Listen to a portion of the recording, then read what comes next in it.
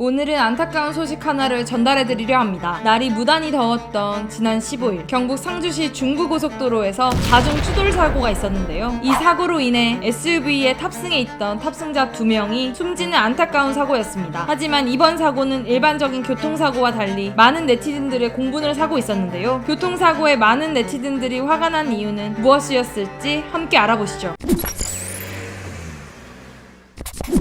지난 15일 낮 12시 20분경 경북 상주 낙동면 중부내륙 고속도로 서울 방향 도로에서 차량 4대 추돌 사고가 나 2명이 심정지 상태로 병원으로 이송됐지만 끝내 모두 숨지는 안타까운 사고가 있었습니다. 사고의 원인은 앞서 달리던 승용차가 도로에 떨어진 타이어를 피하려고 급정거를 하면서 뒤따르던 차량이 잇따라 추돌하며 사고가 발생했는데요. 하지만 사고를 확인한 네티즌들은 크게 분노했습니다. 뒤따르던 차량의 정체가 15톤급 화물차 SUV 탱크롤이 기 때문인데요. 이 사고로 탱크로리와 화물차 사이에 낀 승용차에 타고 있던 30대 남녀 2명이 사망했고 화물차 운전자가 경상을 입었습니다. 사진을 보시면 화물차와 탱크로리에 끼인 차량은 형체를 알아볼 수조차 없어 언뜻 보면 경차인지 소형차인지 모를 정도로 알 수 없었는데요. 더 놀라웠던 점은 해당 차량은 준형 SV 소렌토였습니다. 세단보다 안전할 거라는 인식이 강한 SUV조차 화물차 사이에서는 그저 종이장에 불과했던 거죠. 해당 사고를 본 네티즌들